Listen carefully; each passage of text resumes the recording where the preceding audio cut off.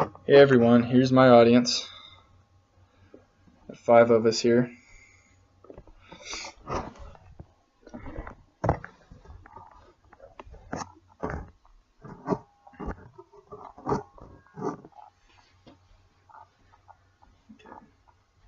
Imagine you're on a game show and you have a chance to win a new car. And all you have to do is pick which door the car is behind. And you have 3 doors. Let's put the car behind door number 3 in this case. So, as the person who comes up and picks which door the car is behind, you assume that it's behind door number 1. And the host is going to show you a door that the car is not behind out of the 2 you didn't pick. So in this case, I would show you that door number 2 is empty. Now you get to choose, do you want to keep your first pick or would you want to switch to the other door? Most people would keep the same door because they think at this point it's a 50-50 chance of getting it right. But it's actually not.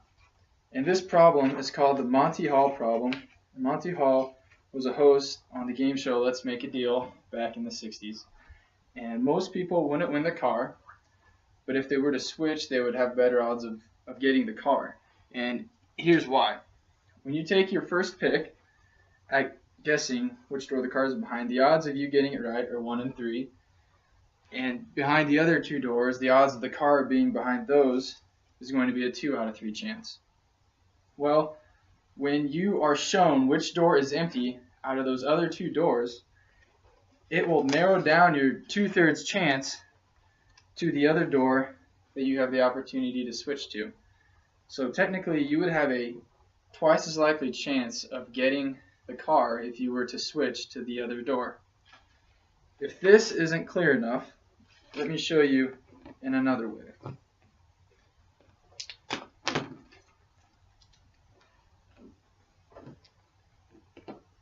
Imagine you have 28 doors to choose from. Now at first you're going to think that your odds are pretty slim of getting it right. 1 in 28 would be your odds. So if you were to choose, let's say, door number 10, and I go through the other 27 doors and I open them to show you that there's nothing in there except for 1, would you switch your pick to that other door? Well, let me show you. If you chose 10 and I know which door the car is behind, I would remove and open all these other doors and leave just 10 and 1 other.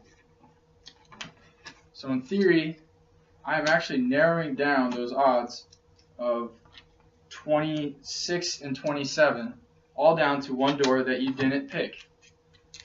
This is called probability concentration. Now I'm the host here and I know which door the car is behind. It could either be behind the one I picked or the one I'm going to leave behind. But remember that the odds of you getting it right the first time are going to be 1 in 28. So after I remove these 26, do you want to keep your initial pick at 10, or are you going to switch to the door that I didn't choose to open? Now what would you do? Well, you should switch, because I showed you that all the rest of the doors are empty except for the one I didn't show you. And what do you know? There's a car behind that door. So if you're ever faced with this situation, you should always switch because you're double likely to get the car in this case. Thank you. Where's the car?